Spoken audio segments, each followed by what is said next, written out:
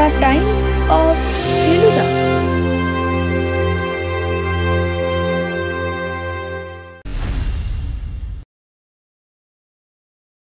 নীলাচল হোটেলে একবেলা থেকেই সেটাকে 6 স্টার হোটেল বলে ঘোষণা করলেন লালমোহনবাবু। ফেলুদা বলল, হোটেলে সুইমিং পুল না থাকলে সেটা 5 তারার হোটেলে পর্যায়ে ওঠে না, আর 5-এর ওপর রেটিং নেই। আপনি কি 200 গজ দূরে ওই সমুদ্রটাকে নীলাচলে নিজস্ব সাঁতারে চৌবাচ্চা বলে ধরেছেন নাকি? তাহলে অবিশ্বাস্য, আপনার রেটিংয়ে ভুল নেই। আসলে দুপুরের খাওয়াটা বেশ ভালো হয়েছিল। লালমোহনবাবুকে লোভী বলা চলে না, তবে তিনি রসিক খাইয়ে তাতে সন্দেহ নেই। বললেন, কাঁচকলার কোপ্তা এত উপাদেয় হয় জানা ছিল না মশাই। এদের কুকিংয়ের জবাব নেই। তাছাড়া তকতকে বেডরুম, বাথরুম, সদালাপি ম্যানেজার, ইনস্ট্যান্ট পাখাবাতি, সমুদ্রের নৈকট্য 6 স্টার বলবো না কেন মশাই? পুরনো হলে কি হবে জানি না, নতুন অবস্থায় হোটেলটা সত্যিই বেশ ভালো। ফেলুদা আর আমি দোতলায় একটা ডাবল রুমে আছি। পাশের ডাবল রুমটা লালমোহনবাবু গাড়িহাটার এক কাপড়ের দোকানের মালিকের সঙ্গে শেয়ার করে আছেন। ম্যানেজার শ্যামলাল বারিকের সঙ্গে আলাপ হয়েছে। বলছেন সন্ধ্যাবেলা একটু ফাঁক পেলেই আমাদের ঘরে আসবেন। হোটেলের গেট থেকে বেরিয়ে ডান দিকে মিনিটখানেক গেলেই পায়ের তলায় বালি শুরু হয়ে যায়। আমি শেষ পুরী এসেছি যখন আমার বয়স 5 বছর। ফেলুদা বছর 2 আগে রাওয়াল্লা কেল্লা এসেছিলেন একটা কেসে। তখন উড়িষ্যার অনেক জায়গায় দেখা গেছে, পুরী তো বটেই। কেবল লালমোহনবাবুকে বললে বিশ্বাস করা কঠিন এই প্রথম নাকি পুরী এলেন। আমরা অবাক ভাব দেখানোই উনি বললেন, আরে মশাই, কলকাতার ভেতরেই তো কত কি আছে এখনো দেখলুমই না। আর পুরী ভাবতে পারেন, আমার বাড়ির 3 মাইলের মধ্যে জৈন টেম্পল আছে। জন্মে অবধি নাম শুনে এসেছি, কিন্তু এখনো চোখে দেখিনি। সমুদ্র দেখে লালমোহনবাবু যে কবিতাটা আবৃত্তি করলেন সেটা আমি কখনোও শুনিনি। জিজ্ঞাসা করতে বললেন সেটা বৈকুণ্ঠনাথের মল্লিকের লেখা। তিনি নাকি এথেনিয়াম ইনস্টিটিউশনের বাংলার মাস্টার ছিলেন। লালমোহনবাবু যখন ক্লাস 7-এ পড়েন তখন নাকি কবিতাটি আবৃত্তি করে প্রাইজ পেয়েছিলেন। বললেন শেষের 2 লাইন নাকি পার্টিকুলারলি ভালোই। আরেকবার মন দিয়ে শোনো তপেশ, তাহলেই বিউটিটা ধরতে পারবে। অশ্মির ডাক শুনি কল্লোল মর্মরে, এক পায়ে খাড়া থাকে একা বালু চরে। ফেলুদা মন্তব্য করল, কবি নিশ্চয়ই এখানে নিজেকে সরাসরির সঙ্গে আইডেন্টিফাই করেছেন, কারণ এই ঝোড়ো বাতাসে বালির ওপর মানুষের পক্ষে এক পায়ে খাড়া থাকাটা চারটিখানি কথা নয়। যাই হোক, এবার বলুন দেখি, ওই বালির ওপর ওই ছাপগুলোর কোনো বিশেষ তাৎপর্য আছে কি না? বালির ওপর দিয়ে কেউ হেঁটে গেছে পূব থেকে পশ্চিমে। জুতোর ছাপের সঙ্গে সঙ্গে আরেকটা ছাপ চলছে বটে, সেই নিশ্চয়ই লাঠি। লালমোহন বেশ কিছুক্ষণ ছাপগুলোর দিকে চেয়ে থেকে বললেন, জুতো অ্যান্ড লাঠি, সেটা তো বোঝাই যাচ্ছে, তবে বিশেষ তাৎপর্য। তপসে, তোর কি মনে হয় বলতো? আমি বললাম, লোকে তো সাধারণ ডান হাতে লাঠি ধরে, এখানে দেখছি ছাপটা বাঁ দিকে। ফেলুদা আমার পিঠে একটা চাপড় মেরে দিল, যার মানে সাব্বাস। তারপর বলল, ভদ্রলোক ন্যাটা হলে আশ্চর্য হবে না। আমরা যেখানটা এসে দাঁড়িয়েছি সেখানে লোক বলতে 3টে, নুলি আর বাচ্চা, তার মধ্যে একটা কাকড়া ধরছে আর 2টো ঝিনুক কুড়াচ্ছে। ভিড়টা আরম্ভ হয় আরও এগিয়ে গিয়ে, যেখানে কাছাকাছির মধ্যে বেশ কয়েকটা বাঙালি হোটেল রয়েছে। আমরা আরও এগিয়ে যাব করছি, এমন সময় পিছন থেকে ডাক এলো, মিস্টার গাঙ্গুলি। ঘুরে দেখি জটায়ুর রুমমেট, সেই দোকানের মালিক। গোল গাল, হাসি খুশি মিশুকে লোক। আলাপ হতে জানলাম নাম শ্রীনিবাস সোম, দোকানের নাম হিমাঙ্গিনী স্টোর্স। হিমাঙ্গিনী ভদ্রলোকের মায়ের নাম। যাইবেন না নাকি? ভদ্রলোক লালমোহনকে সে জিজ্ঞাসা করলেন। 6টায় টাইম দিছে যে। লালমোহনবাবু কিছুক্ষণ থেকেই মাঝে মাঝে পিছন ফিরে দেখছিলেন।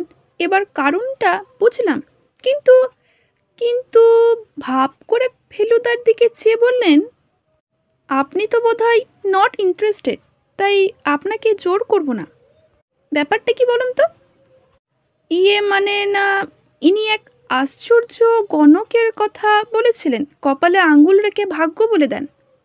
কার কপালে? যার ভাগ্য বলছেন তার ন্যাচারালি। কপালে লিখন পড়তে পারেন বলছেন? শুনে তো তাই মনে হচ্ছে। ফেলুদা অবিশ্বাস্য কপালে লেখা পড়াতে রাজি হলো না। তাও আমরা দুজনে গণৎকারের বাড়ি অবধি গেলাম ওদের সঙ্গেই। গণৎকারের বাড়ি বলাটা অবিশ্বাস্য ঠিক হলো না। একটা 3 তলা বাড়ির 1 তলার 2টো ঘর নিয়ে থাকেন ভদ্রলোক। সমুদ্রের ধার দিয়ে সোজা পূব দিকে নুলিয়া বস্তি লক্ষ্য রেখে গিয়ে যেখানে চেঞ্জার দিকের ভিড় পাতলা হয়ে এসেছে, সেখানে বাঁয়ে বালির চড়াই উঠে 30-40 গজ গেলেই বালিতে বসা একটা বড় বাড়ি। সেখানে কিছুটা দূরেই এই 3 তলা বাড়িটা।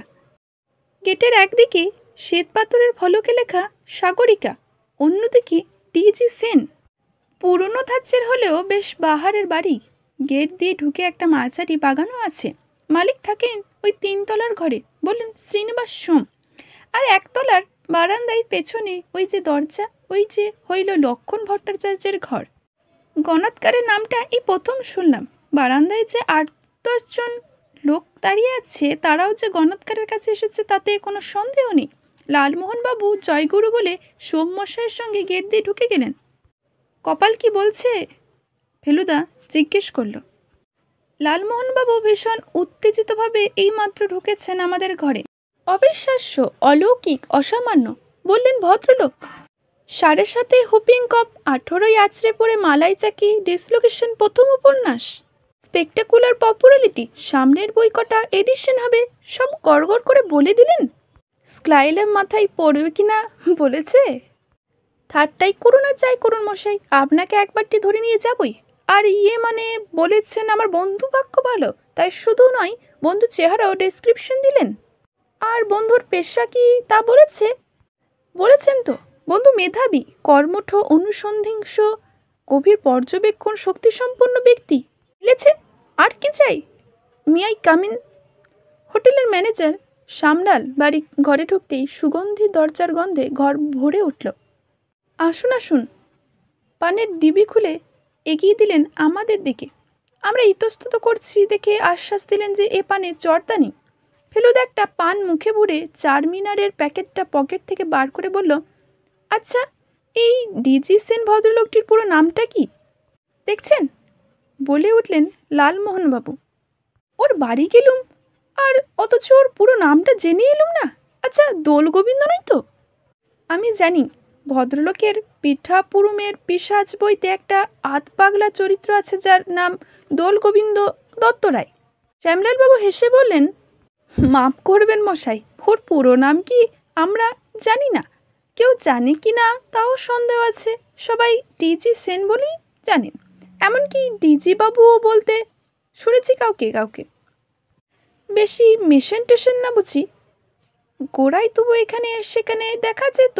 গত বছর সিকিম না ভুটান কোথায় যেন গিয়েছিলেন, মাস 6 হলো ফিরে একেবারে গুটিয়ে নিয়েছেন নিজেকে। কেন সেটা জানেন? শ্যামলালবাবু মাথা নাড়লেন। বাড়িটা কি ওরই তৈরি? ফেলুদা জিজ্ঞেস করলেন। না, ওর বাপের পরিচয় দিলে হয়তো চিনতে পারেন। সেন পারফিউমার্সের নাম শুনেছেন তো? হ্যাঁ, কিন্তু সে ব্যবসা তো উঠে গেছে অনেক কাল। সেনসেশনাল এসেন্সেজ, সেই সেন তো? ঠিক বলেছেন, ইনি ওই সেনের ছেলে।